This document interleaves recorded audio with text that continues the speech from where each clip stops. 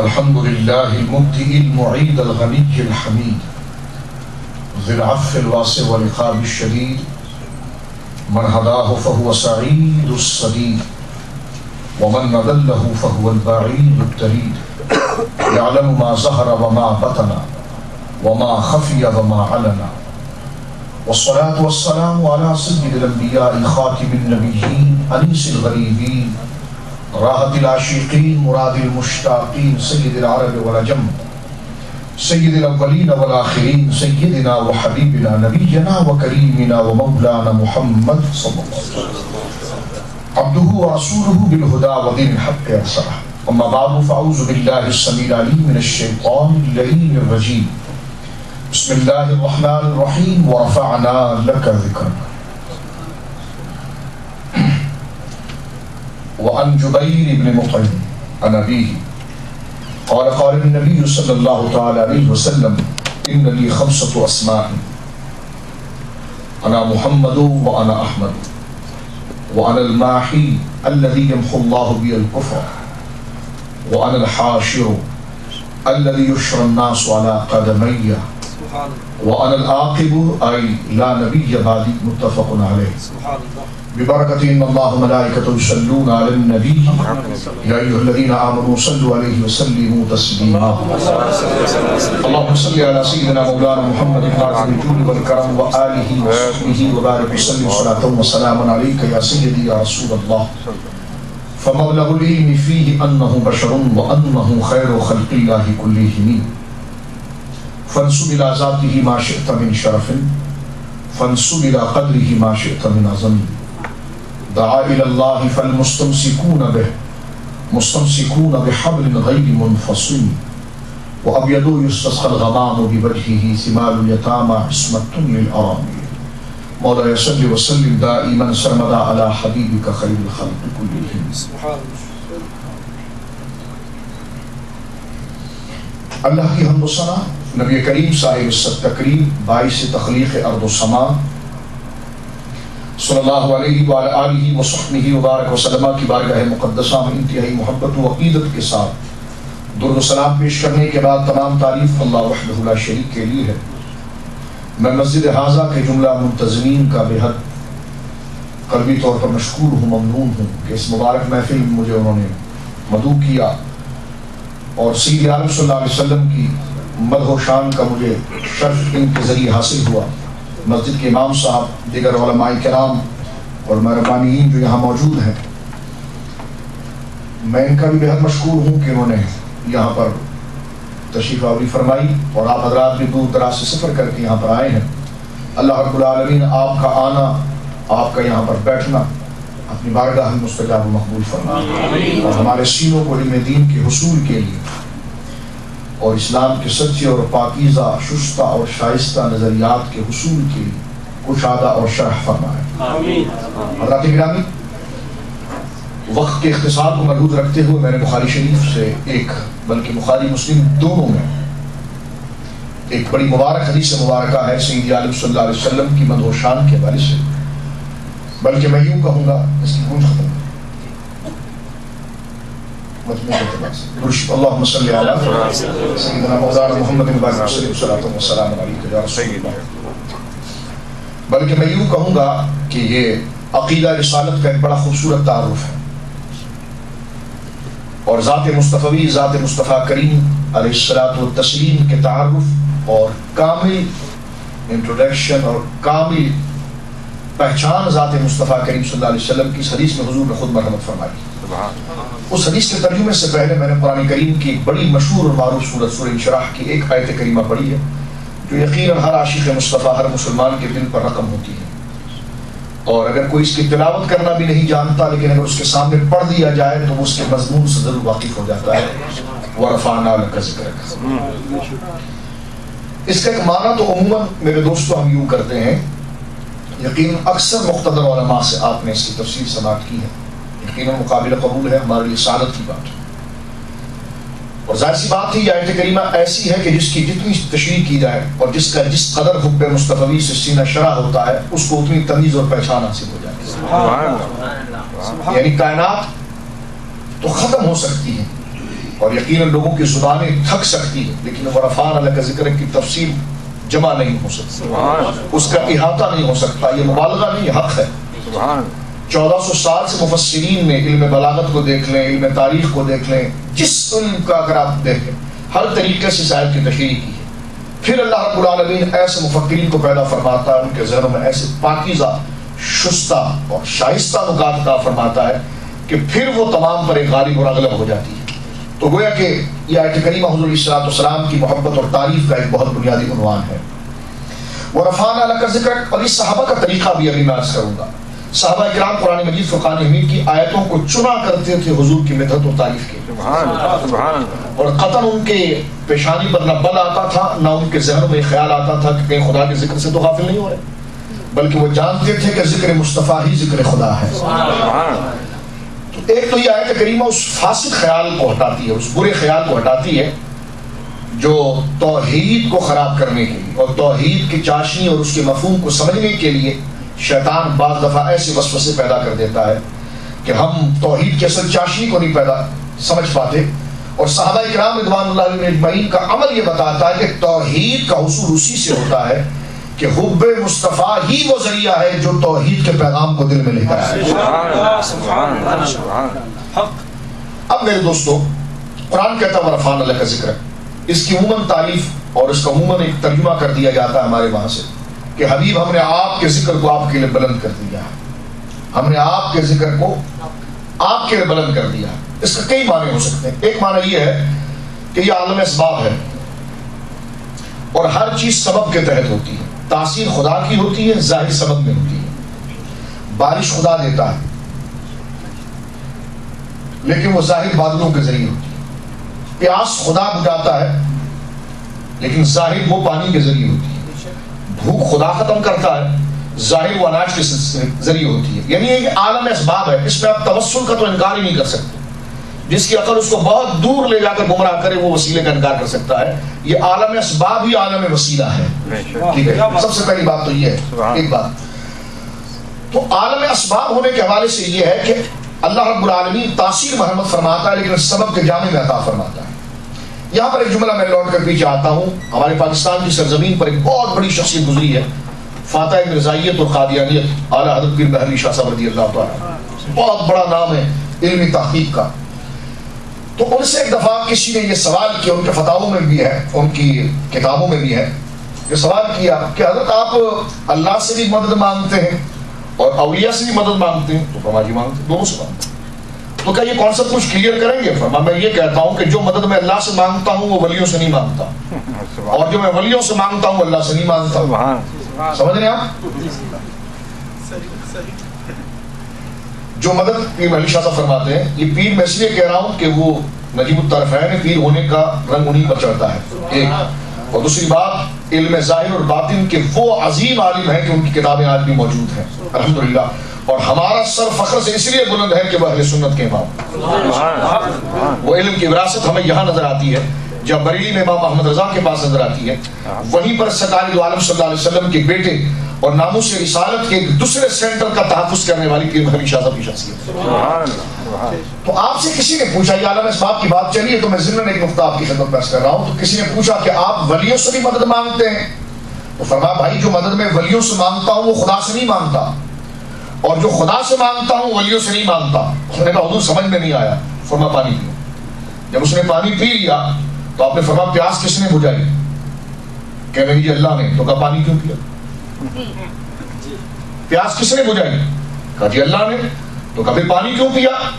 اگر کہتا ہے پانی نے پیاس بجھائی تو پھر اللہ کے بارے میں کیا کہے گا؟ تو فرمایا یہی مدد ہے۔ کیا مطلب؟ کہ پانی واسطہ بنا اس تاثیر کا، تو جو مدد پانی سے ہے وہ تاثیر سے نہیں، اور جو تاثیر سے وہ پانی سے نہیں۔ اس لیے کہ تاثیر کو آپ مؤثر سمجھ رہے ہیں اور پانی کو سبب بن رہے ہیں، تو سبب کو مؤثر نہیں کہا جا سکتا، مؤثر کو سبب نہیں کہا جا سکتا۔ یہی فلسفہ اس پر مناظرے مباحثہ کرتے ہیں، اور پھر صاحب ایک جملے میں اس مسئلے کو حل فرماتے ہیں۔ جو سبب ہے وہ مؤثر نہیں ہو سکتا، اور جو مؤثر ہے وہ سبب نہیں بن سکتا۔ خدا کی ذات سبب بننے سے پاک، اور جس کا وہ سبب بنائے وہ مستقل مؤثر بننے سے پاک. لہذا یہ کانسیپٹ پانی کے ذریعے ختم ہو جاتا ہے. کبھی ایسا نہیں ہوا کہ ہمیں پیاس لگے اور ہم پانی نہ پیئیں. پیتے ہیں تو پوچھیے ان موحدین نام نہادوں سے کہ ذرا ہمیں یہ بتائیے، آپ کے لوگوں کو توحید سکھاتے ہیں کہ جس وقت پیاس آپ کو لگے تو آپ پانی پیتے کہ نہیں پیتے؟ کہتے ہیں یہ پیتے ہیں. تو ہمیں یہ کلیئر کریں پہلے اس بات پہ کہ پیاس آپ کی بجھائی کس نے؟ پانی نے بجھائی یا خدا نے بجھائی؟ آپ کہیں جناب خدا نے بجھائی تو پانی کیا تھا؟ اور اگر آپ کہیں پانی نے بجھائی تو پھر توحید کہاں چلے گئی؟ تو آپ یہی کہیں گے کہ بجھایا خدا نے، واسطہ پانی بنا تھا. بجھایا خدا نے، واسطہ جو ہے پانی بنا تھا. جو خدا نے بجھایا وہ تاثیر تھی، اور جو ظاہر جس کے اندر ہوئی ہے وہ یہ سبب اور کاز تھا. تو لہذا جو سبب ہے وہ مؤثر نہیں ہو سکتا، اور جو مؤثر ہے وہ سبب نہیں بن سکتا. میرے دوستوں، لیکن یہ اللہ کی مجبوری نہیں ہے. خدا چاہے تو بغیر پانی کے بھی پیاس بجھا دے. خدا کے بغیر پانی کی پیاس نہیں بجھا سکتا؟ میں نے کہا جی بجھا سکتا ہے. تو کہا پھر؟ میں نے کہا لیکن بجھاتا نہیں. کہنے لگا کیوں؟ میں نے کہا مجھ سے نہیں، اللہ سے پوچھو. اس لیے کہ قانون قدرت میں نے نہیں بنایا، اللہ نے بنایا. اور یہی بات امام احمد رضا لکھتے ہیں رحمہ اللہ میں کہ جناب چیزوں کو ہم ایجاد نہیں کرتے، ایجاد خدا کرتا ہم مانتے ہیں. تو لہذا اللہ رب العالمین قادر مطلق ہے. بغیر سبب کے بھی وہ دے سکتا تھا، لیکن اس نے دیا اس سبب کے ذریعے. کیا اللہ بغیر سبب کے نہیں دے سکتا؟ ہم نے کہا جی دے سکتا ہے. کہا پھر؟ ہم نے کہا دیتا نہیں. کیا خدا بغیر پانی کے پیاس نہیں بجھا سکتا؟ ہم نے کہا بجھاتا ہے. بجھا سکتا ہے. کہا پھر؟ ہم نے کہا لیکن نہیں بجھاتا. کیا خدا بغیر اناج کے بھوک نہیں ختم کر سکتا؟ ہم نے کہا کر سکتا ہے. کہا پھر؟ لیکن ہم نے کہا نہیں کرتا. کیا خدا بغیر بادل کی بارش نہیں دے سکتا؟ ہم نے کہا دے سکتا. کہا پھر؟ ہم نے کہا لیکن نہیں دیتا. کیا خدا بغیر والدین کے ذریعے اس کے بغیر اولاد نہیں پیدا کر سکتا؟ ہم نے کہا پیدا کر سکتا. کہا پھر؟ ہم نے نہیں کرتا. کہا کیوں؟ ہم نے کہا اس سے پوچھیں. اس لیے کہ اس نے یہ سلسلہ خود بنایا ہے. سب سے پہلے آپ کو غلطی یہاں پر لگی، آپ خدا کی توحید اپنی مرضی سے بنانا چاہتے ہیں، جبکہ خدا نے جو توحید کے تقاضے بنا دیے ہیں تو ایمان کا تقاضا ہے کہ ہم اس کو فالو کریں، اس کے ماتحت چلیں. اور اہل سنت کا خاصہ یہ ہے کہ یہ اللہ کے قانون کے ماتحت ہوتے ہیں، نہ کہ اپنی مرضی کو اللہ کے قانون پر مسلط کریں. ایک تو یہ مسئلہ حل ہوا. اب تھوڑا سا آگے ہم چلتے ہیں. اس کو آپ پھیلائیں گے تو درجنوں بحث اس میں سے نکل آتی. ایک بات. دوسری بات میں دوستو یہ عرض کر رہا تھا کہ وَرَفَعْنَا لَكَ ذِكْرَ، یہ حبیب ہم نے آپ کے ذکر کو آپ کے لیے بلند فرمایا. اب ظاہر سی بات ہے اس دنیا میں بلند فرمایا تو یہاں پر بھی عالم اسباب کی ضرورت ہے. اس طرح کہ اللہ رب العالمین تاثیر خود جاری کرتا ہے لیکن جاری سبب میں ہوتی ہے. تو حبیب تیرے ذکر کو ہم نے بلند کیا. وہ کیسے؟ فرمایا ایسے نفوس قدسیہ کو سبب بنایا،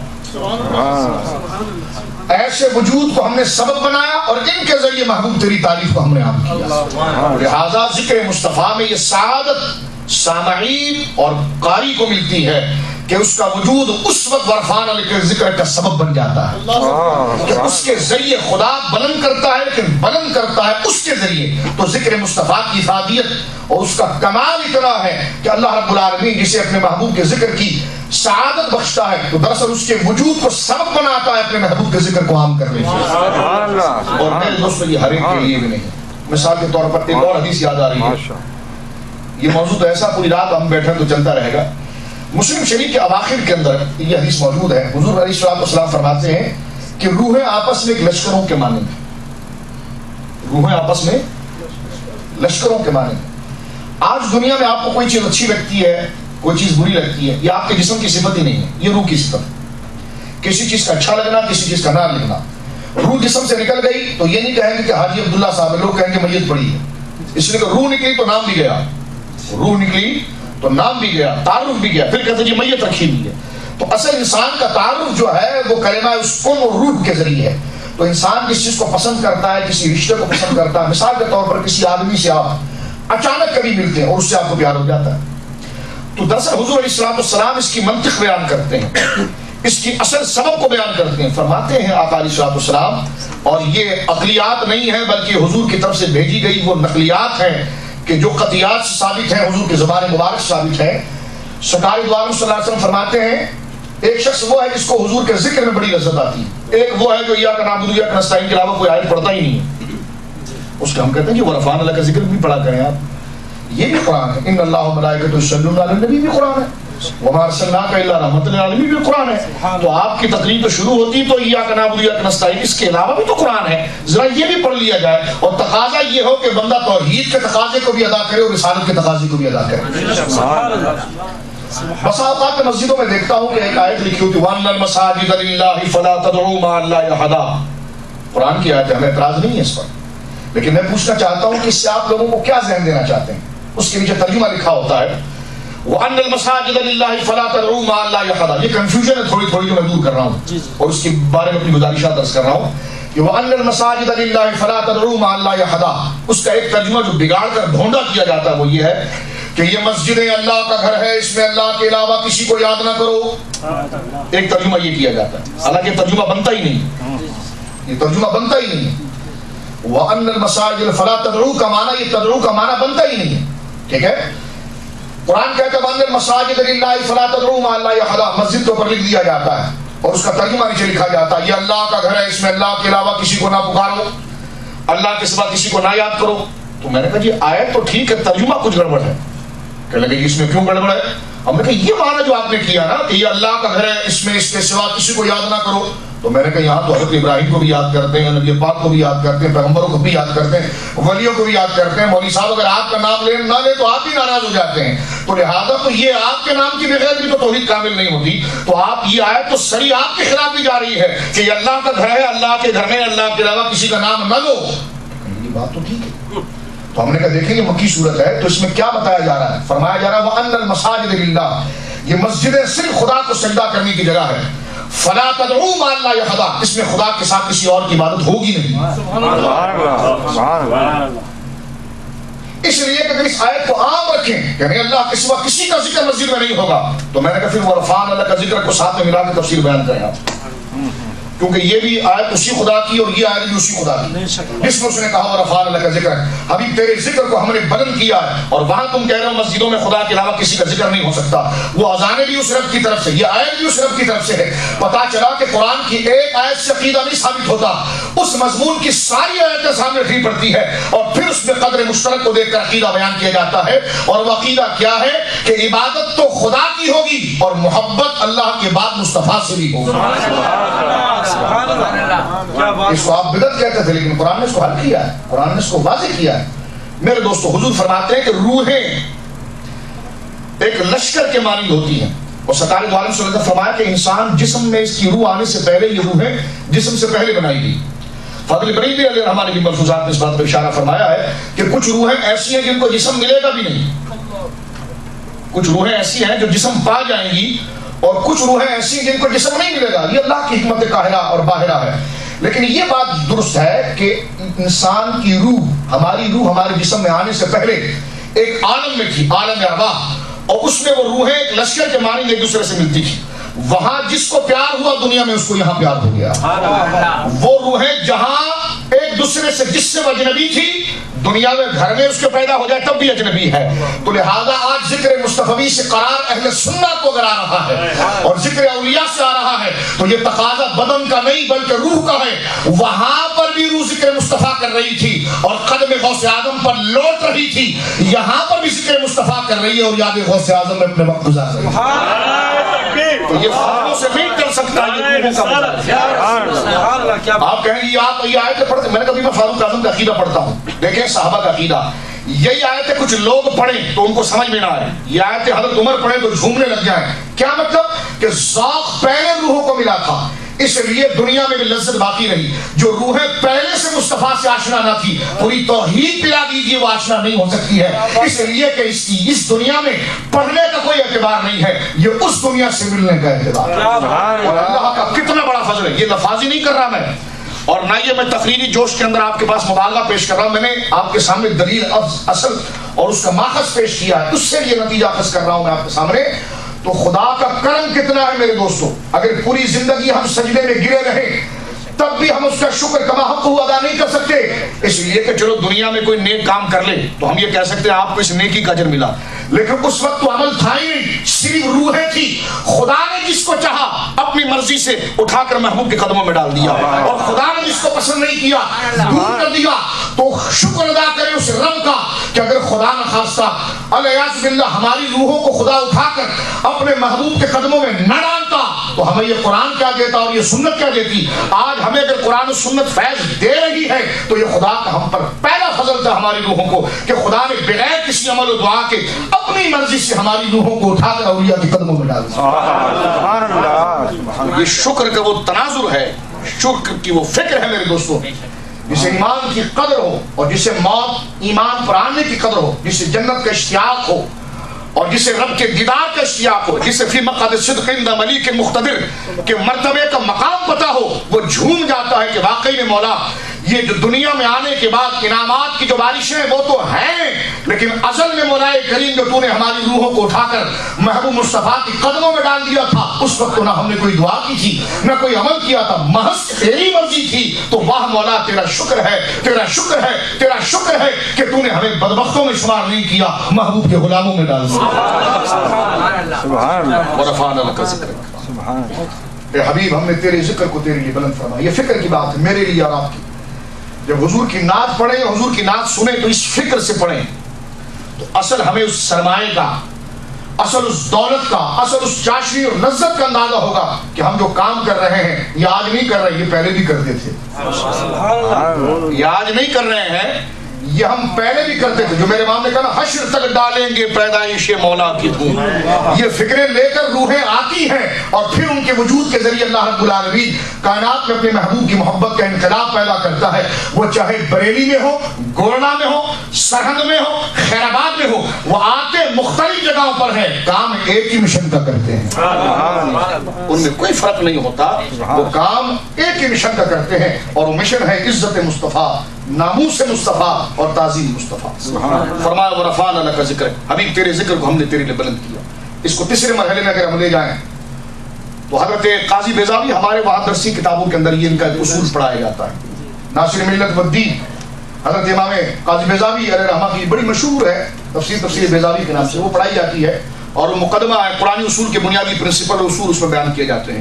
ہر مکتبہ فکر کے مدرسوں میں پڑھایا جاتا ہے, یہاں تک کہ روافظ بھی اس سے استفادہ کرتے ہیں, اس وجہ سے کہ جو اصول اس میں ذکر کر دیے گئے ہیں وہ قرآن کو سمجھنے کے بنیادی اصول, اور جو بنیادی کسی بھی سبجیکٹ کے پرنسپل ہوتے ہیں اس میں کوئی اختلاف نہیں ہوتا, ہر فرقہ اس کو قبول کرتا ہے. جیسا ڈکشنری ہے, جس طرح گرامر کے اصول ہے, آپ اپنی طرف سے ترجمہ نہیں کر سکتے, جو لکھ دیا گیا بس وہ زبان کے اصول ہے, اس کو آپ کو لینا ہے. کسی بھی سبجیکٹ کے اگر جو اس کے بنیادی پرنسپل ہے وہ مختلف ہی نہیں ہوتے, وہ اسی سے تو مجمع, اسی سے تو حق و باطل پتہ چلتا ہے, اسی سے تو تفہیم آتی ہے. تو اس تناظر میں سنیے کہ قرآن کو سمجھنے کے جو بنیادی اصول ہیں ان میں جہاں پر دیگر علماء نے کام کیا, علوم قرآن پر کام کیا یا معنی قرآن پر کام کیا, وہیں پر تفسیر بیضاوی کا ایک بڑا مرتبہ ہے اصول کو سمجھنا. ہمارے مدارس میں عموماً سورہ بقرہ تک پڑھائی جاتی ہے, لیکن اس آیت کے تحت امام بیضاوی نے بڑی پیاری بات کی.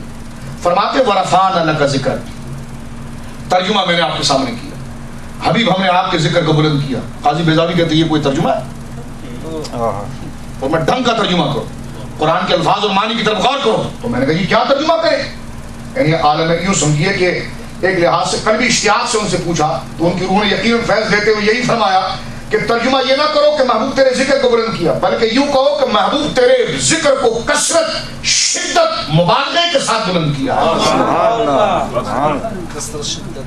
شدت کے ساتھ, کثرت کے ساتھ, مبالغے کے ساتھ, ذاتی کے ساتھ. نہ اتنا نہ کرے, اتنا نہ کرے. اللہ نے فرمایا ورفعنا لک ذکرک, حبیب کثرت کے ساتھ تیرا ذکر ہوگا. بولیے سبحان اللہ. مبالغے کے ساتھ تیرا ذکر ہوگا, شدت کے ساتھ تیرا ذکر ہوگا, شوق کے منتہا اور مکمل استغراق کے ساتھ تیرا ذکر ہوگا, ذاتی کے ساتھ ذکر ہوگا, ٹوٹ کا ذکر ہوگا, اور دیوانگی کے ساتھ تیرا ذکر ہوگا.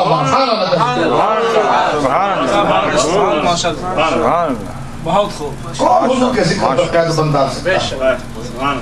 قرآن کی وہ مبارک کلام ہے کہ جناب ان کی دجیاں اڑا دیتا ہے اور سرکار کے مقام و عظمت اور عاشقان مصطفیٰ کے منور چہرے قرآن واضح کرتا ہے. اب آپ دیکھیں کیسے اس کو کلیئر کرتے ہیں. فرماتے ہیں جو تم ترجمہ یہ کر رہے ہو نا ورفعنا لک ذکرک, آپ کے ذکر کو بلند کیا, تو پھر آیت یوں ہونی چاہیے ورفعنا ذکرک, جبکہ آیت یوں نہیں ہے. آیت یوں نہیں ہے, آیت ہے ورفعنا لک ذکرک. آپ نے لکا پر غور کرنا, لام زبر لا کا زبر کا, لکا. اور اس آیت میں حضور کو 2 دفعہ مخاطب کیا گیا.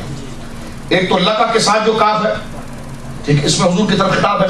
ایک ذکر کے ساتھ جو کاف ہے اس میں حضور بھی خطاب ہے. قاضی بیضاوی کہتے ہیں غور کر اس پر، ایسا کلام کسی کے لیے نہیں آیا، ایسی توصیف کسی کے لیے نہیں آئی. ورفعنا لک ذکرک کا یہ معنی نہ کر کہ حبیب آپ کا ذکر بلند کیا، کہ یہ معنی کر ذاتی کے ساتھ بلند کیا. بولیے مل کر ذاتی کے ساتھ، کثرت کے ساتھ بلند کیا، دیوانگی کے ساتھ بلند کیا کہ جو پڑھنے والا وہ دیوانگی طاری کرے اپنے اوپر، اور ایسا ٹوٹ کے ذکر کرے کہ ایسا ذکر وہ پھر اپنے ماں باپ کا بھی نہ کرتا ہو، ایسا ذکر وہ پھر کسی کا نہ کرتا ہو جو محبوب و تیرا ذکر کرے. قاضی بیضاوی سے سوال کیا جائے کہ آپ نے یہ معنی کثرت کا، ٹوٹ کا، دیوانگی کا، مبالغے کا لایا کیسے؟ فرمایا تیرا معنی جو تو کر رہا ہے نا، ذکر بلند کیا ہے، تو آیت پھر یوں بنتی ورفعنا ذکر کا. لیکن میں جو بات کر رہا ہوں زیادتی کی، کثرت کی، مبالغے کی، خوب اٹھا کر سب سے بلند طریقے پر لے جا کر اور اس کو جناب جو ہے کہ سب سے بنیادی معاملات پر لے جا کر کرنے کی. تو فرمایا اس لیے کہ یہاں پر لکا اس کی وضاحت کر رہا ہے. کیسے لکا سے ہم کیا سمجھیں؟ آپ فرماتے ہیں کہ دیکھو ہر زبان کے اندر کسی کے ذکر میں مبالغہ، کسی کے ذکر میں جستجو، اور کسی کے ذکر کے اندر گویا کہ کثرت، اور کسی کے ذکر کے اندر استغراق اور گہرائی اور والہانہ عقیدت پیدا کرنے کے لیے یوں ہوتا ہے. مثال کے طور پر کوئی بزرگ آ رہے ہیں اور میں آپ سے یہ کہوں کہ ایک بزرگ تشریف لا رہے ہیں، ان کا علمی مقام یہ ہے، ان کا روحانی مقام یہ ہے، آپ کی جو ضروریات ہے اس کا حل ان کے پاس ہے. اب میں نام ان کا نہیں لے رہا آپ کے سامنے، نام ان کا نہیں لے رہا، صرف یہی بیان کر رہا ہوں تو آپ کے اندر جستجو پیدا ہو. اور یہ جو بات میں کہہ رہا ہوں اس سے ابہام آپ کے اندر پیدا ہو، وہ کون ہے، کون ہے، کون ہے. تو یہ چیز ان کی شدت بڑھائے گی، یہ چیز ان کی شدت بڑھائے گی. اب جب میں نام لوں گا تو آپ زور سے کہیں گے سبحان اللہ. اگر میں ڈائریکٹ ان کا نام لیتا تو بعد بھی تعریف ہو سکتی، لیکن یہ شدت بیدار نہ ہوتی. شدت بیدار کرنے سے پہلے اس وصف، ان کا نام لینے سے پہلے ان کی صفات، ان کے کمال کو ذکر کیا جائے تاکہ طبیعت آئے کہ وہ ہے کون، وہ ہے کون، وہ ہے کون. اتنا ابہام پیدا ہو جائے کہ وہ وضاحت کی محتاج ہو جائے، اور اس ابہام کے بعد جب وضاحت ہو تو وہی مبالغے کا فائدہ دے. یہی قاضی بیضاوی لکھتے ہیں کہ خدا نے پہلے ذکر میں ابہام پیدا کیا. فرمایا ورفعنا لک، ہم نے بلند کیا تیرے لیے. کیا بلند کیا؟ یہ لکا ابہام پیدا کر رہا ہے. کیا بلند کیا؟ کس چیز کو بلند کیا؟ کیا کیا؟ کیا کیا؟ پھر فرمایا ذکر کا. تو حضرت قاضی بیضاوی فرماتے ہیں یہ لکا ابہام ہے قبل الازاح لتفید للمبالغۃ. فرمایا کہ لکا کو خدا نے ذکر سے پہلے لایا اس لیے تاکہ خدا ذکر تو سب کا کرتا ہے، لیکن حضور کے ذکر کے لیے آیت بھی ایسی اتری کہ پہلے ابہام پھر وضاحت، تاکہ آیت پڑھنے سے بھی شوق جاگے کہ یہ ذکر خاص ذکر، محض ذکر نہیں ہے بلکہ مبالغے کا ذکر ہے. ورفعنا لک، ہم نے بلند کیا تیرے لیے. کیا بلند کیا؟ کیا بلند کیا؟ فرمایا ذکر کا، تیری یاد کو بلند کیا. یہ عربی اصول کے بنا پر، یہ بلاغت کے اصول کے بنا پر یہ بات سامنے آتی ہے کہ یہاں پر جو لکا کی اضافت ہے یہ حضور کے ذکر میں شدت اور رغبت اور لوگوں کے اندر ابہام پیدا کرنا تھا کہ وہ کون ہیں جن کے لیے خدا نے بلند کیا ہے. مصطفیٰ کے لیے کیا بلند کیا ہے؟ کیا بلند کیا ہے؟ تو فرمایا ذکر کا، حبیب تیرے ذکر کو بلند کیا ہے. تو فرمایا لکا نے ابہام پیدا کیا، ذکر میں اس کی وضاحت کی، اور آیت کا معنی یہ ہوا محبوب ٹوٹ کر شدت کے ساتھ، ذاتی کے ساتھ تیرے ذکر کو ہم نے بلند کیا. یہ ہے ورفعنا لک ذکر. خیر میں اس طرف نہیں جاتا، اس جو حدیث پاک میں نے پڑھی اس کو میں جلدی سے ترجمہ آپ کے سامنے کروں. تو یہ آیت میں نے صرف اس لیے پیش کی ہے کہ جو خواہ مخواہ الزام لگایا جو کہ آپ نے یہ کیا شدت لگا رکھی ہے. میں نے کہا کیوں؟ کہنے کہ یہ آپ نے کیا لگا رکھا ہے ذکر. میں نے کہا یہ تو محبت ہے. کہنے کہ ایسی محبت ہوتی ہے. ہم نے کہا جس کی محبت ہوتی ہے اس کا ذکر بھی تو ٹوٹ کر ہوتا ہے. تمہارے وہاں محبت ہے جو کونوں کونوں میں گھستے ہو. جو عشق کا تقاضا اس میں یہ ہے کہ جس سے محبت ہو تو پھر ڈنکے کی چوٹ پر اس کا ذکر ہو. اذا حب الشیء فاکثر ذکرہ. حضور نے خود فرمایا جب بندے کو کسی سے پیار ہو جائے گنگن نہ کرے، پھر ذکر کثرت سے کرے. کثرت سے ذکر ہی محبت کی علامت ہے. تم نے محبت کا نام لیا لیکن خشک رہے. تفسیر اہل سنت سے پوچھو. اور حضور کی حدیث ہے کہ محبت جس سے ہوتی ہے، کسی سے آپ کو محبت ہے لیکن نام کبھی نہ لے. تو کہتے ہیں عجیب آدمی ہے کہ پیار کرتا ہے محبوب سے نام بھی کبھی نہیں لیتا. اور جس سے پیار ہو جائے نام تو کہتے ہیں ایسا تو آپ ہرے ہرے گھر تو خیر کو یاد کرتے ہیں، اس میں کون سی بڑی بات ہے وہ محبت والا ہے. لیکن محبت اس بات کا تقاضا کرتی ہے. رسول اللہ فرماتے ہیں کہ اذا حب الشیء، جب بندے کو کسی سے پیار ہو جائے تو پھر اس کا ذکر وہ کثرت سے کہے. کثرت ذکر محبت کی ترجمانی ہے، ورنہ پھر سراسر منافقت ہے۔ گاڑی رکھی نا، ہم نے کہا کثرت ذکر، ذکر ہے وہاں، کثرت ذکر ہے۔ اور حضور ابو داؤد کے اندر ایک اور قول موجود ہے، حضور نے فرمایا حب کا شے یعمی و یصب، بندے کو جس سے پیار ہو جائے تو جس سے پیار ہو جائے تو اس کے علم پر مناظرے نہیں، وہ تو کچھ جانتے ہی نہیں تھے۔ تو میں نے کہا یہ کون سی ہے؟ تو منافقت ہے، تو منافقت ہے۔ اس لیے ناراض ہونے کی اس میں کوئی بات نہیں، یہ حضور کے عشق کی بات ہو رہی ہے۔ بڑے بڑے سیٹ، بڑے بڑے عالم، بڑے بڑے مفکر میرے مصطفیٰ کی نالین پر قربان ہیں، جن کے دلوں میں اس کی عظمت، ان کی عظمت نہیں آئی، اس نے کچھ نہیں پایا۔ یہ حق بات ہے، یہ ضروری نہیں کہ میں کرسی پر بیٹھ کر یہ بات کر رہا ہوں، اس بات کو مجھے بھی فالو کرنا ہے، اس کو مجھے بھی اپنانا ہے اور آپ کو بھی اپنانا ہے۔ اور حضور کی محبت کے لیے کوئی چیز غیر نہیں ہوتی ہے، محبت کا تقاضا یہ ہے، محبت کہتے ہیں اس کو کہ تعریف صرف محبوب کی کرے، بس تعریف صرف وہ محبوب کی کرے، اور جو محبوب کا نہیں اس کو پرے پھینکے، پرے پھینکے گا تو پتا چلے گا نا پیار کس سے ہے، دونوں کو ملائے گا تو کیسے پتا چلے گا کہ پیار کس سے تھا؟ تو جس سے پیار تھا تو اس سے دور رہنے والوں کو دور کرے اور اس کے قریب ہونے والوں کو قریب کرے، تاکہ پروہ کہتے یہ سب صحیح ہے۔ تو پھر کہا آپ نے تنظیم کیوں بنائی ہے؟ اگر سب صحیح ہے تو آپ نے تنظیم کیوں بنائی ہے؟ اگر سب صحیح تھا تو پھر آپ کو بھی کام کی کیا ضرورت تھی؟ آپ کو بھی الگ نام لینے کی کیا ضرورت تھی؟ پتا چلا آپ بھی نام لے کر کچھ کام کرنا چاہ رہے ہیں تو پھر کہہ دینا کہ سب صحیح نہیں ہوتے، ایک صحیح ہوتا ہے۔ ایسا نہیں ہوتا کہ سب صحیح ہوتی، یہ غلط بات ہے، یہ فارمولہ ہی غلط ہے۔ جو یہ کہے گی سب صحیح ہے، دراصل وہ آدمی خود غلط ہوتا ہے۔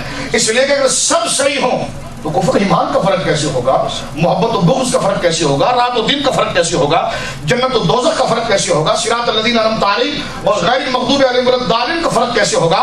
ہمیں خدا خواہشات کی بجائے اپنے عرفان کی نعمت دے کہ جس سے ہم ان باتوں کو سمجھے کہ ایک ہی ٹھیک ہے اور وہ ٹھیک ہے جو مصطفیٰ تک لے جائے۔ سبحان اللہ۔ وہ کسی مولوی صاحب سے کسی نے پوچھا حضرت وہ دین کیا ہوتا ہے؟ دین کیا؟ تو انہوں نے کہا ایسا کریں 5000 پیجز کی ایک کاپی لکھا ہے۔ میں کہا جی 5000 پیج؟ کہا نیوز پیپر میں نور رضا لکھیں گے، قطوری لکھیں گے، کنز لکھیں گے، یہ لکھیں گے۔ جی آپ کیا لکھیں گے؟ کیا شریعت کے مسائل لکھیں گے؟ دین کیا سارا دین لکھیں گے؟ انہوں نے کہا جی کسی کو مسلمان ہونا کرنا ہو تو کہ یہ پوری قطوری پڑھائیں گے اس کو؟ وہ تو پہلے ہی بھاگ جائے گا کہ جی اتنا مشکل ہے۔ تو مجھے تصور میں آتا ہے کہ ڈاکٹر اقبال پھر مجھے آواز دیتے ہیں چھوڑو ان کو، میں بتاتا ہوں دین کیا ہے۔ بولی سبحان اللہ۔ یہ جس چیز کو دین سمجھ رہا ہے یہ دین، یہ اس طرح لوگوں کو مسلمان کرے گا۔ جب پوچھا کہ ڈاکٹر اقبال سے تو دیکھیے ان کی کلیات کی آخری نظر میں وہ کہتے ہیں مصطفیٰ برساخی اشراق دی ہماؤس، دین کیا ہے؟ کہا جو مصطفیٰ تک لے جائے۔ سمپل بات، دین کیا ہے؟ کہا جو مصطفیٰ تک لے جائے۔ ابو جہل کون ہے؟ اگر وہ اون رشیدی تمام ابو لہبیس، جو حضور سے دور کر دے وہ ابو جہل ہے، جو حضور کے قریب کر دے وہی دین ہے۔ آدمی کہنے لگا حضرت میں کام کرتا ہوں کراچی میں، بڑی مزدوری کرتا ہوں، 100 روپے داڑھی کا ملتا ہے، 50 روپے گھر کے لیے رکھتا ہوں، 50 روپے کا یہ چراغا کرتا ہوں۔ میں نے کہا کیوں؟ کہنے لگا جی چراغا اس لیے کرتا ہوں کہ مجھے مدینہ یاد آتا ہے۔ ہم نے کہا یہی تو دین ہے۔ یہ چراغا صرف لائٹنگ نہیں، اب یہ دین ہو گیا ہے، اس لیے کہ دین کہتے اس کو ہے جو مصطفیٰ تک لے جائے۔ اور اگر تو پڑھے نمازیں، پڑھے قرآن، پڑھے دینداری کی باتیں اور تیرے دل میں حضور کی محبت نہ اترے تو یہ تو دین کو پا نہ سکا۔ دین کہتے اس کو ہے جو مصطفیٰ تک لے جائے، مصطفیٰ تک لے جائے۔ اللہ کی گرامی آپ دیکھیے قرآن کریم ذکر کرتا ہے وہ رفعنا لک ذکر، اے حبیب ہم نے تیرے ذکر کو تیرے لیے بلند کر دیا اور یہ وقت یہاں مکمل ہو گیا۔ میں حضرت عمر کا ایک آخری قول پیش کر کے اپنی گفتگو ختم کرتا ہوں۔ صحابہ کا اشتیاق، یہ حدیث پاک پھر کبھی انشاءاللہ اس کی تشریح کرتے ہیں یا کل رات کو انشاءاللہ مسجد نور میں کیونکہ پڑھ چکا ہوں تو اس کی یقیناً اپنی مغفرت کی نیت سے کل انشاءاللہ اس کو گفتگو کر لیں گے۔ لیکن یہاں پر میں سر دست سے یہ بات عرض کرنا چاہتا ہوں، سیدنا فاروق اعظم کے بارے میں علامہ شہاب الدین خفاجی صاحب نصیب الریاض ہیں جو نے شفا کی شرح لکھی ہے، بڑے مسلم یعنی ائمہ تاریخ اور حدیث میں سے ہیں احناف کے۔ قاضی بیضاوی کی شرح بھی انہوں نے کی، بیضاوی شریف کی شرح بھی انہوں نے کی، اور یقیناً عنایت القاضی ہمارے مدارس میں تحقیق کے طور پر پڑھائی بھی جاتی ہے۔ میں یہاں پر یہ بات عرض کر رہا ہوں، بڑی پیاری بات ہے کہ سیدنا فاروق اعظم حضور کے پاس پہنچے، یہ ہم سے کہتے ہیں ایک آیت کو پکڑ کے تم پوری رات تقریر کرتے رہتے ہو۔ ہم نے ایسی کو تو عشق کہتے ہیں، سبحان اللہ، اسی کو تو عشق کہتے ہیں، کہتا ہمارے وہاں یہ نہیں ہوتا۔ میں نے کہا روحوں کا قصور ہوتا ہے۔ میں نے کہا کیا بات کر دیا؟ میں نے کہا جی ٹھیک ہے، میں نے حدیث پڑھی ہے کہ روحیں اپنا مزاج لے کر آتی، ناراض ہونے کی کون سی بات ہے؟ روحیں اپنا مزاج لے کر آتی ہے۔ امام راضی جو صفحے کے صفحے بھر دیتے ہیں آپ ترجمہ کر کے بھاگ جاتے ہیں، تو آخر کچھ فرق تو ہے نا طبیعتوں کا، طبیعت تو ہے، طبیعتوں کا فرق تو ہے۔ ایک مفسر کھڑا ہوتا ہے تو وہ رفعنا کا ذکر پر 1000 صفحے لکھ دیتا ہے، آپ کے پاس ایک جملہ بھی نہیں آتا. یہ کیوں ہے؟ کیونکہ یہ ذوق آنکھوں کا تلاوت کا نہیں، یہ روحوں کا ہوا کرتا ہے. یہ ایک بات. اب سنیے سیدنا فاروق اعظم رضی اللہ تعالیٰ کو دیکھیں، یہ جو عمل ہے، اور میں اس پر امام احمد رضا کی یہی بات عرض کر رہا تھا رضی اللہ تعالیٰ عنہ، بڑی بنیادی بات میرے امام لکھتے ہیں الامن والعلا کے اندر. اور الامن والعلا وہ مقدس کتاب ہے، وہ مبارک کتاب ہے، وہ پاکیزہ کتاب ہے، جس پر دہلی سے امام احمد رضا کے پاس ایک سوال آتا ہے کہ حضرت ہمارے علاقے میں کچھ لوگ درود تاج پڑھنے کو شرک کہتے ہیں. درود تاج پڑھنے کو کہتے ہیں کہ سید عالم صلی اللہ علیہ وسلم کو دافع البلاء والوباء والقحط والمرض والعالم نہیں کہا جائے گا، شرک کہتے ہیں. آپ اس کا جواب دیجئے. پتہ یہ سوال کوئی عام بندے کا نہیں تھا، یہ مولوی اشرف علی تھانوی کے پیر بھائی کا تھا، یہ رشید احمد گنگوہی کے پیر بھائی کا تھا، مولوی کرامت علی شاہ صاحب دہلوی کا تھا، حاجی امداد اللہ مہدی مکی کے خلیفہ کا تھا. انہوں نے قریب سہارنپور نہیں بھیجا، بریلی بھیجا. ان کو پتا تھا یہی وہ روح ہیں جو اس کا جواب دیں گے، کیونکہ یہ تو روحوں کا فرق تھا. امام احمد رضا کے پاس جب سوال پہنچا، فاضل بریلوی نے مولوی کرامت اللہ کے گویا کے سلسلہ طریقت کو نہیں دیکھا، اور یہ نہیں دیکھا کہ بعد میں سنگت کس سے ہے، حضور کے نام کو دیکھا. قلم اٹھا کر پہلے الزامن پورا مذہب شاہ ولی اللہ خاندان کا لکھا، اس کے بعد 300 حدیثیں لکھی. 300 حدیثیں ایک موضوع پر کہ حضور دافع البلاء ہے. سبحان اللہ. حضور کے ذریعے شفا ملتی ہے. اللہ رب العالمین شفا عطا فرماتا ہے محبوب مصطفیٰ کے ذریعے. اللہ رب العالمین کرم فرماتا ہے محبوب مصطفیٰ کے ذریعے. اس مقدس اور پاکیزہ کتاب آپ پڑھیے، شرح صدر ہوگا آپ کا، پڑھیے عاشق رسول بن جائیں گے آپ. اس مقدس کتاب کو آپ پڑھیے. اس میں امام احمد رضا فرماتے ہیں کہ ایجاد خدا کرتا ہے، ہم مانتے ہیں. ایجاد کبھی یہ سنیوں نے ایجاد کیا، ہم نے کہا یہ ہم نے نہیں ایجاد کیا، یہ خدا نے ایجاد کیا. ہم سے نہ جھگڑو، یہ خدا نے ایجاد کیا ہے، اور یہ خدا نے ایجاد کیا. اپنے محبوب کے شان میں جو نذرانے پیش کیے جاتے ہیں، اس قسم کو خدا نے ایجاد کیا ہے. سنی وہ ہے جو سر جھکا کر اس کو مانتا ہے، ایجاد نہیں کرتا. ایجاد تو پہلے ہو چکا ہے، وہ مان رہا ہے. یہ بدعت کے جتنے فلسفے بیان کرتے ہیں 2 لفظوں میں آ گئے ہیں، وقت نہیں ورنہ میں اس کی تھوڑی وضاحت کرتا. اب آئیے سیدنا فاروق اعظم رضی اللہ تعالیٰ عنہ کی اس قول کے پر ایک آیت کو پکڑ کر سنی پوری رات بولتا رہے. کہنے یہ کیسے ہوتا؟ ہم نے کہا روحوں سے. کہتے پوری رات لوگ بیٹھ کر تقریر سنتے ہیں، ان کے پاؤں نہیں تھکتے. میں نے کہا یہ روحوں سے لذت آتی ہے. تکلیف بھی روح کو ہوتی ہے، ذائقہ بھی روح کو ہوتا ہے. جسم تھک رہا ہوتا ہے، روح جوان ہو رہی ہوتی ہے. اس لیے کبھی ایک پاؤں کو بدلا، کبھی دوسرے پاؤں کو بدلا. پاؤں کہتا اٹھ، روح کہتی ہے بیٹھ، اور روح ہمیشہ جسم پر غالب رہتی ہے. اس طریقے سے مولوی صاحب پوری رات گزرتی، خواہ نہیں گزرتی ہے. اس پر ذرا غور کریں آپ. اب آئیے ذرا اس حدیث پاک کی طرف چلیں. اللہ صاحب نصیب الریاض. یہ ذوق میں صرف اس لیے عرض کر رہا ہوں کہ ہم اتنا دور کیوں جا رہے ہیں. کون ہے جو ہمارے قریب آ کر ایسی غلط تشریحات کرتا ہے، محبت کی عجیب تفسیریں بیان کرتا ہے، اور ہم حیران اور شجر رہ جاتے ہیں. کیونکہ ہم نے اپنے طریقے سے عمل نہیں کرنا ہے. اکابر صحابہ اور اہل بیت کا جو عمل ہے وہ ایک آئینہ ہے، اس میں ہم نے اپنے آپ کو پیش کرنا ہے، اور اپنے جسم کے سیاہ داغ ہمیں اس آئینے میں نظر آئیں گے، تو پھر ہمیں اس کی درستگی کرنی ہے، اور چمکتا وہ جو حصہ نظر آ جائے اس پر خدا کا شکر ادا کرنا ہے. سیدنا فاروق اعظم حضور کی بارگاہ میں آپ ذرا دیکھیے صحابہ کا نظریہ. آپ دیکھیے میرے امام کا ایک شعر ہے نا، عرش حق ہے مسند رفعت رسول. کبھی آپ غور کریں اس پر، رات کو جھوم جھوم کر آپ چیخیں گے. اعتماد دیکھیں ذرا اس شعر میں، عرش حق ہے مسند رفعت رسول اللہ کی. اگلا جملہ سنیے، دیکھنی ہے حشر میں عزت رسول اللہ. یہ لفظ عزت رسول اللہ جس کو عشق لگا ہونا ذرا وہ پڑھے. میں کہتا ہوں ساری رات وہ تسبیح کے دانے یہی پھیرتا ہو، عزت رسول اللہ. میرا امام جملہ کہہ رہا ہے کہ دیکھنی ہے حشر میں، جاؤ جتنی ڈنگے مارنی مار لو، لیکن میدان حشر میں تمہیں گھسیٹ کے لایا جائے گا. اور ہوگا کیا؟ وہاں دیکھنی ہے حشر میں عزت رسول اللہ. لفظ عزت کو ذرا اٹھا کر بولے نا، دیکھنی ہے حشر میں عزت رسول اللہ. اور زور سے بولے، دیکھنی ہے حشر میں عزت رسول اللہ. عزت رسول اللہ. میں کہتا ہوں اس لفظ کو پڑھ کے بندہ دیوانہ ہوتا ہے تو میرے امام پر فیض کے کیسے ذریعہ بہ رہے ہوں گے. اور کتنے اعتماد سے، ڈھیلے ڈھالے شعر نہیں ہے، کتنا اعتماد ہے.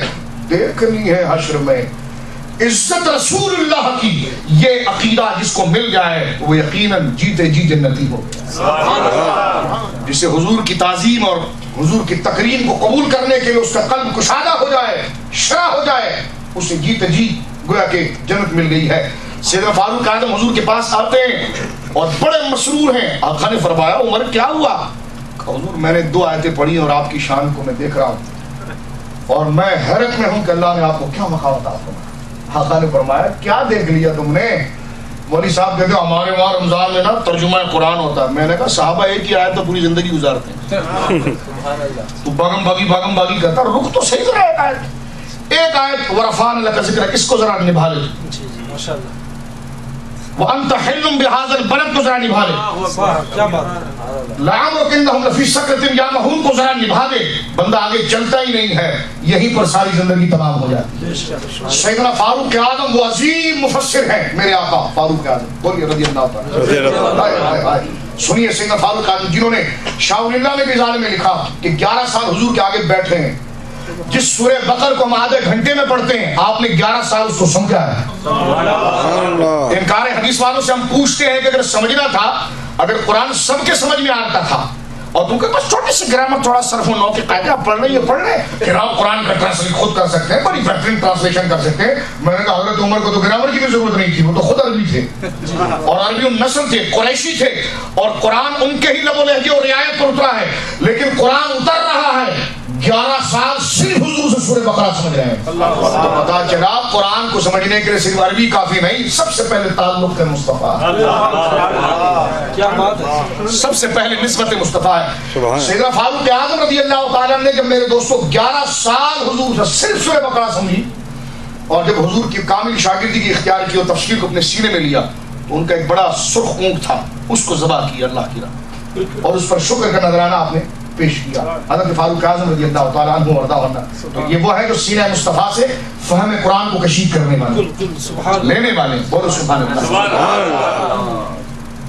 سید عالم نے اپنی امت کا قطب بنایا. شاہ ولی اللہ لکھتے ہیں اس بات کو, اپنی امت کا قطب بنایا. قطب اور قطب کی تعریف علامہ شعرانی یہ کرتے ہیں کہ قطب اس میخ کو کہتے ہیں جو چکی کے پاٹ میں لگتا ہے کہ لگتا ایک جگہ پر ہے اور چکی کو چلا رہا ہوتا ہے.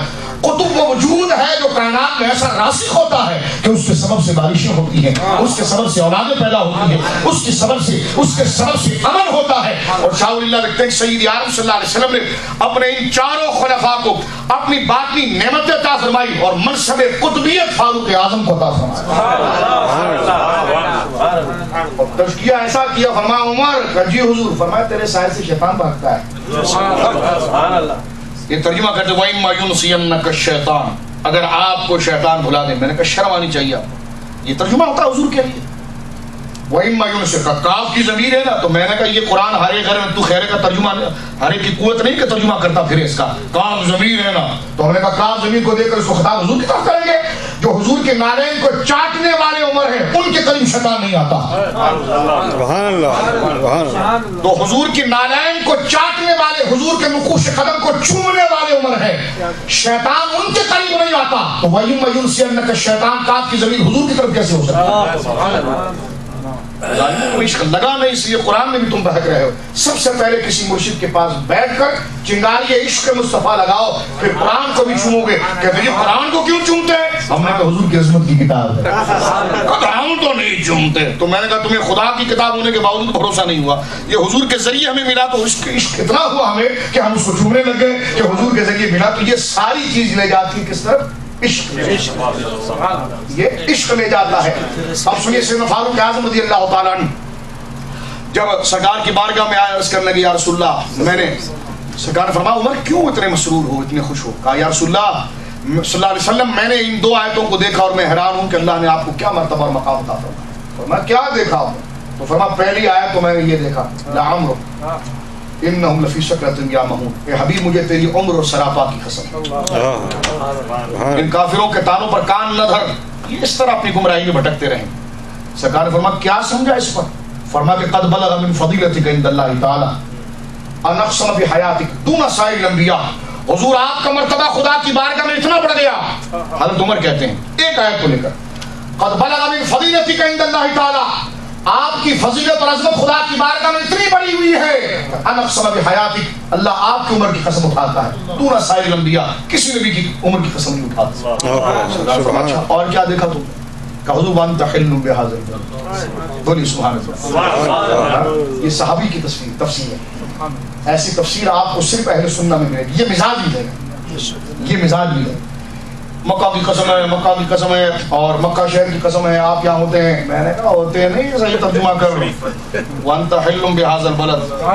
قرآن یہ ہدایت دیتی ہے. یہ گول مول کیا بھاگ رہا ہے یہاں سے, یہ کیوں بھاگ رہا ہے یہاں سے؟ رک کے صحیح ترجمہ کر. قرآن کہتا ہے لا اقسم بہذا البلد وانت حل بہذا البلد.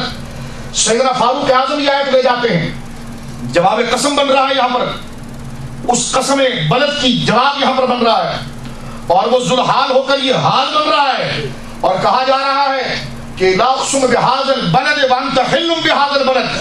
سیدنا عمر کہتے ہیں یا رسول اللہ میں نے اس آیت کو پڑھا تو حیران ہو گیا. کہا کیسے؟ کہ میں نے دیکھا وانت حل بہذا البلد کہہ کر خدا کیا کہہ رہا ہے. کہا کیا کہہ رہا ہے؟ قد بلغ من فضیلتک عند اللہ تعالی. پہلے بھی یہ جملہ کہا, لیکن اس کے بارے میں کیا جملہ کہہ رہے ذرا دل تھام کے بیٹھے آپ. لیکن جناب جملہ حضور کی شان میں ذرا سب سے اولا اور اعلیٰ ہمارا نبی, یہ کیسے ہو سکتا ہے؟ میں نے کہا مودودی ابو الاعلیٰ ہو سکتا ہے, سرکار سب سے اعلیٰ نہیں ہو سکتا. یہ کون سا اسلام ہے؟ ملاؤں کے لیے تم ابو الاعلیٰ کی کنیت کو مان لیتے ہو. یہ کیا توف تم میں لگ گئی کہ تم صحیح عالم کے اعلیٰ نہیں؟ اگر حضور اعلیٰ نہیں تو خلق خدا میں اعلیٰ ہے کون؟ یہ تو میرے امام نے اندر کے نفاق کو ابھارنے کے لیے اور اندر کے عشق کو چارج کرنے کے لیے فرمایا سب سے اولا اور اعلیٰ, سب سے بالا وہ والا ہمارا نبی.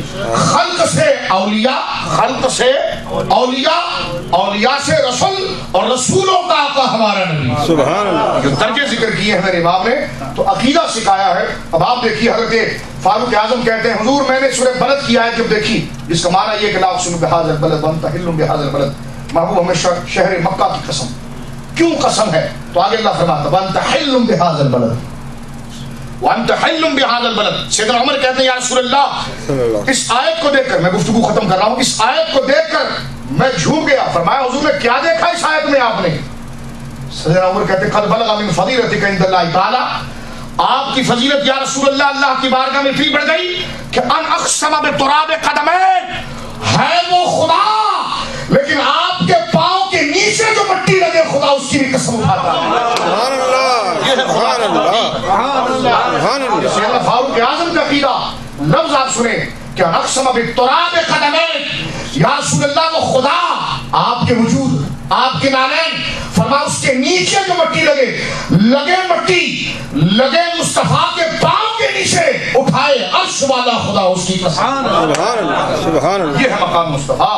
حضرت فاروق اعظم کہتے ہیں حضور میں اس کو دیکھ کر حیران ہوں کہ اللہ نے آپ کو کیا بزرگی, کیا بادشاہی, کیا مرتبہ عطا فرمایا کہ وانت حل بہذا البلد, کہ قد بلغ من فضیلتک عند اللہ تعالی ان اقسم بتراب قدمین, خدا آپ کے قدم میں لگنے والی مٹی کی بھی قسم اٹھاتا ہے. سبحان اللہ. شرک ٹھہرے جس میں تعظیم حبیب, اس برے مذہب پر لعنت کیجیے کہ اب کیا رہ جاتا ہے. وہ خدا جو محبوب کے قدموں کی پر لگنے والی خدا کا مرتبہ جس میں توحید, میں نے کہا وہی خدا, لا الہ, میں نے کہا وہی خدا, لا الہ الا اللہ, میں نے کہا وہی خدا, کہ آسمان بنا, میں نے کہا وہی خدا, کہ یہ زمین خدا نے بنایا, میں نے کہا توحید نہ سکھا. الحمدللہ قادری ہمیں پتہ ہے وحدت الوجود اور وحدت الشہود یہ کسی سلفی نے نہیں ایجاد کیا, یہ اہل سنہ نے ایجاد کیا. توحید کو سمجھنے کے تقاضے الحمدللہ ہمارے اسلاف نے ایجاد کیے ہیں کہ جس کے ذریعے توحید کا اثر رس قلب و جگر کے اندر آتا ہے. میں نے کہا وہی رب جس نے ایک قطرے سے انسان کو پیدا کر دیا, ایک کن سے سارے عالم کو پیدا کر دیا, سارے فرشتے جس کے آگے رکوع اور سجود میں گرے ہوئے ہیں, وہی رب مصطفیٰ کے نالین پر لگنے والی مٹی کی قسم. سبحان اللہ, سبحان اللہ. یہ نکلے گا اندر سے, اگر نفاق ہے تو بھاگ جائے گا, عشق آ جائے گا. اس طرح ملا ہے. فرمایا حضرت فاروق اعظم اقسم بالتراب قدمین, خدا آپ کے پاؤں پر لگنے والی, آپ کے نالین مبارک پر لگنے والی اس خاک کی قسم اٹھاتا ہے. کہا کون؟ عمر. فرمایا میں نہیں خدا. بولے سبحان اللہ, میں نہیں خدا, خدا قسم اٹھاتا ہے. یہ اکرام ہے مصطفیٰ پر خدا, سبحان اللہ, یہ اکرام ہے مصطفیٰ پر خدا کا کہ جو کچھ خدا کا ہوا مصطفیٰ. گفتگو ایک لفظ پر ختم کرتا ہوں. میں نے حضرت عمر کا ذکر آخر میں آیا کیوں کیا؟ اس لیے کہ سیدنا عبداللہ ابن مسعود فرماتے ہیں, شاہ ولی اللہ نے بھی لکھا, طبرانی میں بھی موجود ہے کبیر میں آپ کے ترجمے کے اندر, فرماتے ہیں کہ جب مجلس میں خشکی آ رہی ہو اور ذائقہ نہ آ رہا ہو تو حضرت عبداللہ بن مسعود کہتے ہیں سیدنا عمر کو یاد کرو. بولیے سبحان اللہ. عمر کو یاد کرو. ان سے کسی نے پوچھا کہ یہ کیا بات ہے؟ کیا بات ہے؟ یعنی حضور کے بعد جس کو وہ رتبہ دیتے ہیں وہ فاروق اعظم ہیں. یعنی سیدنا صدیق اکبر کی افضلیت کے وہ قائل ہیں کیونکہ صحابہ میں کوئی تبدیلی نہیں گزرا ہے. ان کا سب کا عقیدہ تھا کہ امام ابو بکر ہی ہے. خلافت میں بھی پہلا ہے, روحانیت میں بھی پہلا ہے, سیاست میں بھی پہلا ہے, ولایت میں بھی پہلا ہے. ابو بکر دمادم مسخل اندر ابو بکر کا پہلا نمبر. یہ سارے صحابہ کا عقیدہ ہے, یہی اہل سنت کا عقیدہ ہے. ٹھیک ہے. لیکن آپ اپنے ذوق محبت کو بیان کرتے ہوئے ارشاد فرماتے ہیں حالانکہ بدری صحابی ہیں. سیدنا عبداللہ بن مسعود کون ہے؟ بدری صحابی. ابن حجر نے لکھا کہ صحابہ کے اندر چھٹے نمبر پر اسلام لائے. سیدنا عمر 40ویں نمبر پر لا رہے ہیں. شروع میں ایمان لا رہے ہیں حضرت عبداللہ مسعود. اکثر صحابہ کثرت حضور سے ملاقات کی بنا پر ان کو اہل بیت میں شمار کرتے تھے. اتنا بڑا مرتبہ ہے. لیکن کہتے ہیں ساری نسبت ایک طرف, جو کرم فاروق اعظم پر ہوا وہ کسی پر نہیں. حضرت عبداللہ مسعود رضی اللہ تعالیٰ عنہ خود فرماتے ہیں, شاہ ولی اللہ نے لکھا, کہتے ہیں ایک دفعہ میں مجلس میں بیٹھا تھا حضرت عمر کی, صحابی رسول حضرت عبداللہ مسعود کہتے ہیں میں مجلس میں بیٹھا تھا فاروق اعظم کی. کہنے کہ فاروق اعظم نے اللہ کا نام لیا, میں نے آپ کا چہرہ دیکھ کر اللہ کا نام لیا. کہنے کہ حضرت عمر نے اللہ کا نام لیا, میں نے فاروق اعظم کے چہرے کو دیکھ کر ٹکٹکی باندھ کر کہتے ہیں مرشد کا چہرہ کیوں دیکھتے ہو؟ میں نے کہا تم میں نہیں ہو تو ہم کیا کریں.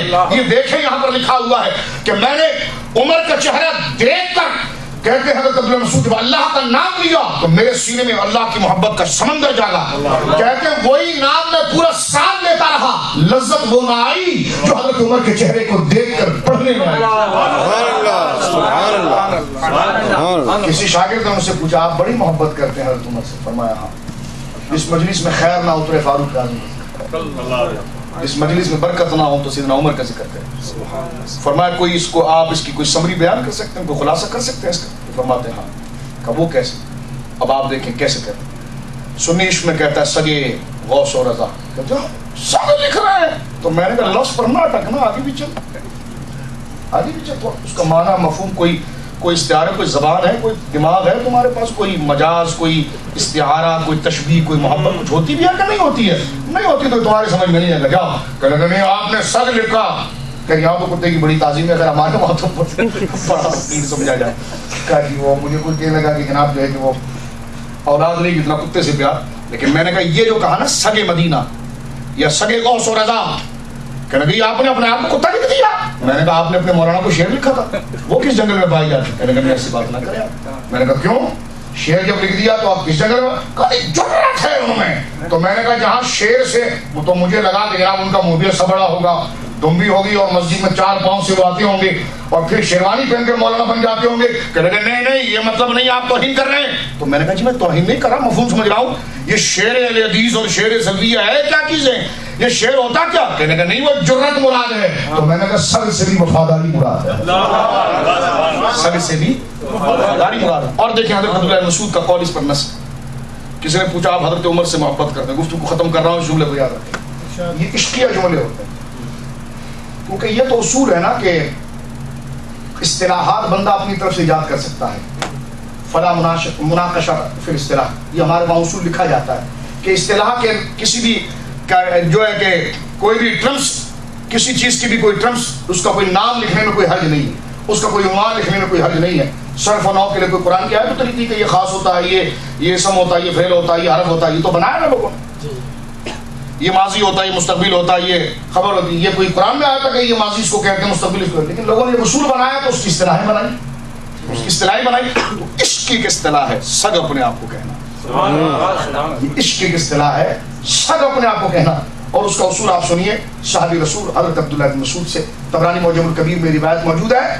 حضرت عبداللہ بن مسعود صحابی رسول ہیں, فقیہ اعظم ہیں, کوفے کے عظیم مفتی ہیں, سرکار کے اتنے قریب ہے کہ دنیا ان کو اہل بیت میں شمار کرنا چاہتی ہے. حضرت عبداللہ مسعود سے جب کسی نے پوچھا فاروق اعظم سے کتنا پیار کرتے ہیں, فرماتے لو کنت قلبا يحبه عمر,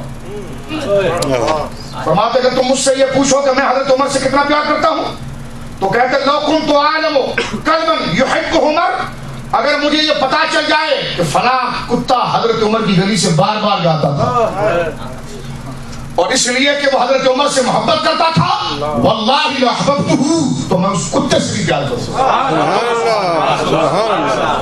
اور صحابی کو مزاج بتاؤ، یہ عشق ہے جو بولتا ہے، عشق اپنا مزاج رکھتا ہے، عشق جو ہے وہ بولیے اپنا رنگ رکھتا ہے۔ کیا خوب کہا اقبال نے، یا رسول اللہ جو تیرا شوق نہ ہو میری نماز کا امام، میرا قیام بھی حجاب، میرا سجود بھی حجاب۔ اور بڑی پیاری بات کی انہوں نے، لوگ کہتے ہیں امام احمد رضا، میں نے کہا اقبال بھی وہی مزاج بولتے ہیں، ذرا ہضم کرنا امام کے قول کو، ذرا سمجھیں آپ اقبال نے۔ اور میں اپنی گفتگو کو اس پر ختم کرتا ہوں، اس تقریر کا خلاصہ کہ کی محمد سے وفاتوں نے تو ہم، اس کو آپ اکثر پڑھتے ہیں کہ محمد سے وفاتوں نے تو ہم تیرے، لیکن میں اپنی فکر میں اس کو یوں سمجھتا ہوں کہ یہ پیغام اللہ کی طرف سے میدان محشر میں آتا ہے۔ جب لوگ میدان محشر میں کھڑے ہوں گے تو اللہ کی طرف سے اعلان ہوگا کہ محمد سے وفاتوں نے، یہیں رک جائیں، کہ محمد سے وفاتوں نے، کہ محمد سے وفاتوں نے، جس نے کہا ہاں تو رب کہے گا ہم تیرے ہیں، کہ محمد سے وفاتوں نے کہا کہ ہم تیرے ہیں، یہ جہاں چیز ہے کیا بات ہے، سبحان اللہ۔ رب العالمین ہماری مغفرت فرمائے، ہمارے والدین اور سب سے بڑی دولت اور وراثت وہ حضور کی محبت و تعظیم ہے۔ اللہ ہمیں رشتے، ناطے، دوستیاں اسی کسوٹی پر پرکھنے کی توفیق۔ آمین۔ واخر دعوانا الحمدللہ۔